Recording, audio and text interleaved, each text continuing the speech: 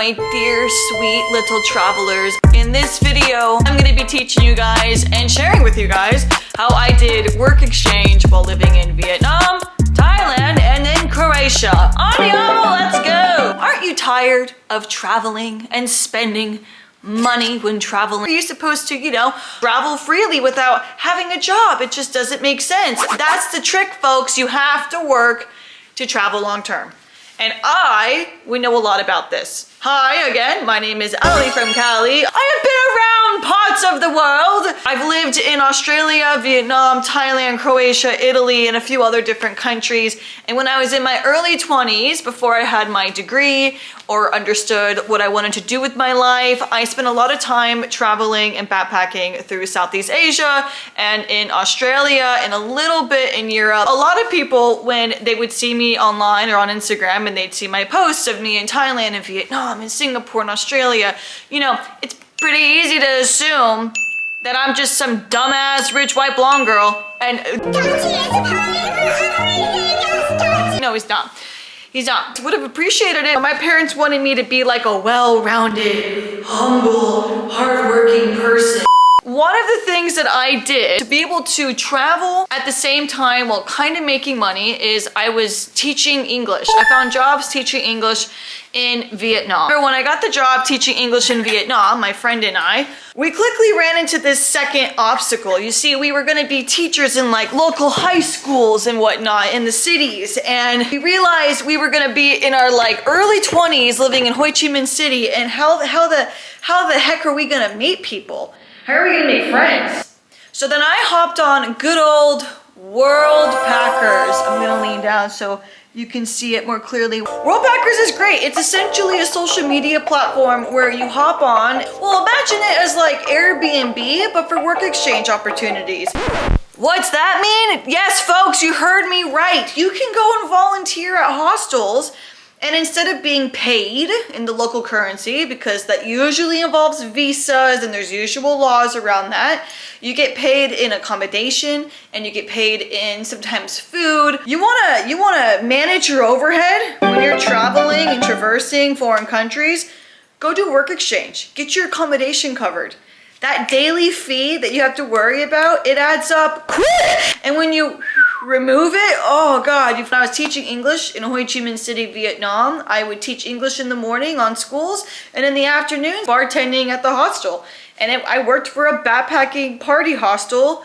You will see more vomit in the party hostel. Also just more debauchery. I was in Vietnam. I have to admit, like some of the I saw some stuff. I just, But you know what was great about it is in the daytime, I would wake up early. I would go and help. I would be teaching English. I'd have 3 different classes on a campus, and then I come back to the hostel and I would go and bartend. And what would I be doing? To be very honest with you, I would be drinking, because you were allowed to drink. They would let you drink, and also making cocktails and talking to super cute boys. Super cute boys. I used to tell people that being a bartender at a party hostel, it's like real life Tinder. I've never been on Tinder because I just did that. I just do hostels. Hostels, it's real life Tinder. It's just like yes, no, and they come to me because I'm the bartender. And then I went again and I did it in Thailand. When I was in Thailand, that was a little bit of a different situation. I stayed previously, and I become friends with the owner. So when I was in Vietnam, the owner actually had reached out to me, and he was like, hey, I don't know if you're planning on being back in Thailand for Songkran. Songkran is the Thai Buddhist New Year. It's literally a giant water gun fight for a week. That's not at all an exaggeration. It's a water gun. Everyone has water guns. And you play water gun fight every single day, all day long for a week. It's the best. A friend messaged me and said, hey, I don't know if you're gonna be back in Thailand or what your plan is after Vietnam, but I'm looking for volunteers.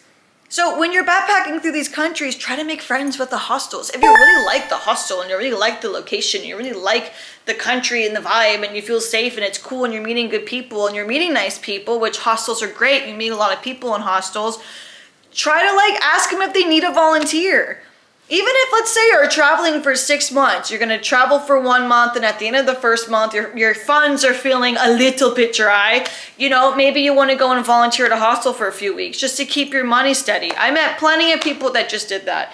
Me, I did somewhat long terms. No, I did it in Croatia too. I'm hella fake, because I'll get to why I was in Croatia next. But it's a great way just to kind of keep your money low, especially if you're kind of low on cash, or you're not, or really if you're trying to stay longer. That tends to be what it is with travelers. You're trying to stay longer, right? You don't want to go home. You don't want to go home, then go work at a hostel. It's a great idea. Another option would be Workaway. Workaway is another great website. I used them before for nanny work and au pair work, and sometimes those positions will actually pay you, but what's fun about looking into hostels, which they also have on Workaway, what's fun about looking into hostels is you're guaranteed to be around other friends and people. The last country that I did volunteer work in was in Croatia. And I ended up doing volunteer work there because I had my Italian Schengen visa got compromised, and I was running out of time. And so I ran over to Croatia, which at that point was still non-Schengen. And remember, guys, even when you're in Europe, check out your visa laws. Make sure you know what's going on so you don't actually get deported or banned from a country because you had a little bit too much fun too long. I ended up moving out to Zagreb, and I was out there. I did a 6-week gig, and during those 6 weeks, I was working at the hostel. They were paying me in free accommodation. They were also paying me in food. Some places are better than others. They were not the best, but it's okay, because funny enough, that hostel is where I ended up meeting Emma, my Italian cute husband person guy. Friend, partner, lover, enemy, lover, enemy. It's a great way to stay on the road longer, to make new friends, and to experience life.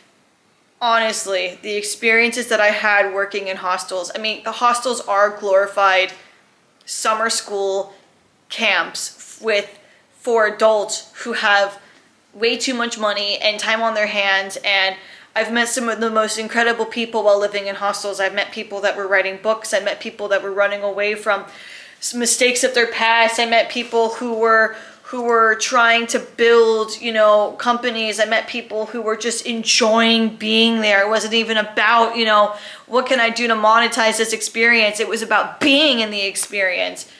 The absolute best days of my life. And I've had way too much caffeine. It's always better. Oh, bigger is better. Thank you. And on that note, I hope you guys have a real cool travel day. And stick around. We got some travel vlogs coming out from Turkey and from Romania and from Italy. And you know, at some point I'm gonna start sharing some of my travel stories. And I've got some travel stories that will make you guys not want to travel anymore, but maybe they will inspire you? I don't know. Okay, ciao, bye.